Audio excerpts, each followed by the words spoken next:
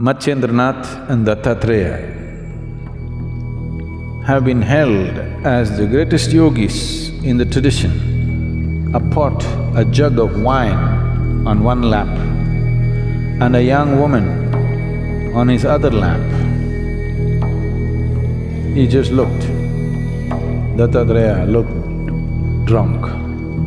This is a demo for Parashuram, because he's a man of immense capabilities.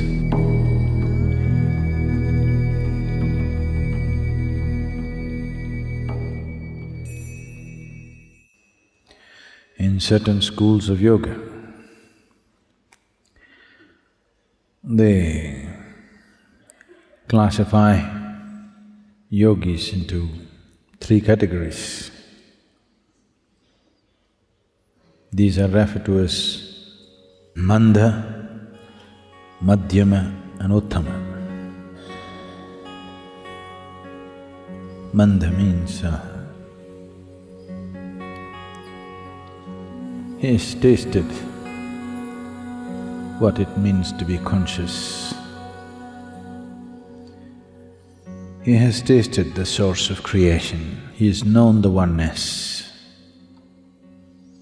but not able to keep it throughout the day. He needs to remind himself. When he reminds himself, when he's aware, he's there. When he is not aware, he loses that whole experience. Nobody can be effortfully conscious for 24 hours. If you're making an effort to be conscious, if you can manage it for a few seconds or minutes, it's a big thing. Otherwise it'll go all over the place. So the first stage of a yogi is called Mandha. The second stage of the yogi is called Madhyama, that means medium. He is constantly in perception, but the inner dimension and what's beyond is in perception, but what is here, he cannot manage. You have… being in India, definitely you have heard of various yogis who were worshipped, but they were absolutely incapable of anything in their life. Many of them at a certain phases of their life, they even had to be reminded to eat and go to the toilet. Even that had to be taken care of. They became like helpless infants. But they were in a fantastic state within themselves. But however fantastic it is, you cannot remain in that state because being disconnected from the physical world, you cannot remain in the physical body. If you have to maintain your physical body, you must have some competence with the physical world, otherwise you cannot manage it. The third state of a yogi is constantly in perception of the ultimate. At the same time, he is perfectly in tune with the outside. To an extent, you do not know whether he is really a yogi or not.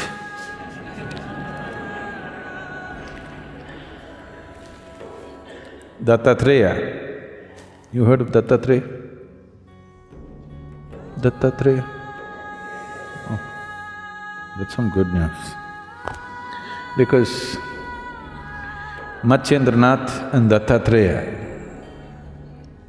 have been held as the greatest yogis in the tradition among all a galaxy of realized beings. These two have been held as the greatest among them. Matsyendranath, because of the way he existed, people consider him as the reincarnation of Shiva. With Dattatreya, people around him said he is the reincarnation of Shiva, Vishnu and Brahma at once. This is people's way of expressing it. When they saw something about that person, though he's in the human form, nothing human at all. This doesn't mean he's inhuman. Yes, definitely not human. So when they saw such qualities, they could only compare him to Shiva, Vishnu, Brahma like this. They said he is the reincarnation of all the three. So sometimes you will see Dattatreya's images with 3 heads because he is the reincarnation of all the three. Dattatreya lived a very enigmatic life. Even today, the clan which grew out of him, they follow certain things, a powerful clan. You might have… definitely you heard of Kanfats. These are the worshippers of Dattatreya. Even today they walk around with black dogs. Dattatreya always had black dogs around him, spotlessly black. I will not go into this dog business. There's a whole lot of things about it. He used dog in a certain way. You know, if you have a dog at home, he's little more perceptive than you. Yes or no? In smell, in hearing, in vision, he seems to be little better than you. So Dattatreya took the dog to a different level and he chose those dogs which were completely jet black. Even today, the Kanfats have these dogs with them. They won't let their dogs walk, they will carry them on their shoulders and walk, big dogs. Because it was Dattatreya's pet, so they treat him very special. After 200 generations, still what he set up still runs.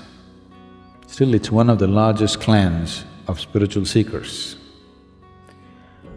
When Parashuram, the axe hacker, anything that he saw, he hacked up with his axe, including his mother. A man of very volatile emotions. In many ways, without participating in it, Parashuram decided the fate of Kurukshetra war. He fixed Karna in the very beginning. He had enormous capabilities, but his emotional volatility did not allow him to perceive the divine every moment of his life, off and on, off and on. Bad weather most of the time. So he went to many gurus or teachers. When he found they did not have what he's looking for, he hacked them. Yes.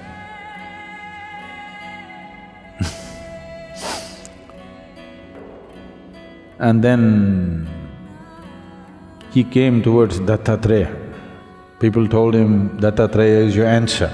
He came, still with his axe. When he was coming towards Dattatreya's place, many other spiritual seekers had gathered. They looked into his ashram and were running away. This is not a spiritual place.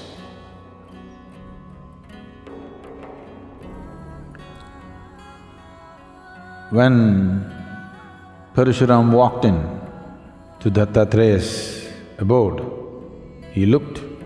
Here was a man who was sitting with a pot, a jug of wine on one lap and a young woman on his other lap. He just looked. Dattatreya looked drunk.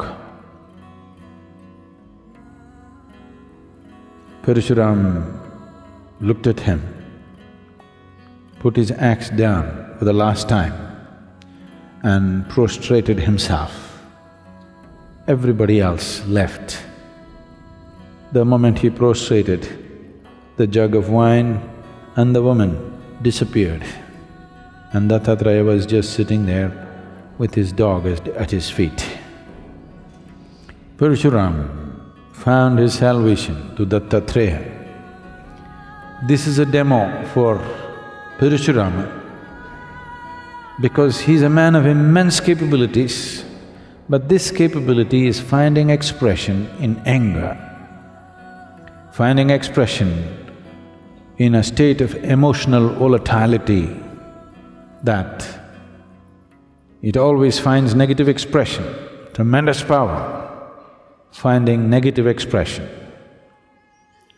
So Dattatreya employed a certain ploy, and when Parashurama could see beyond the wine and the woman and his drunkenness and still know that Dattatreya was constantly in touch with the divine, that moment became his opening. If he was that perceptive right through his life, a lot of people would have been spared the axe.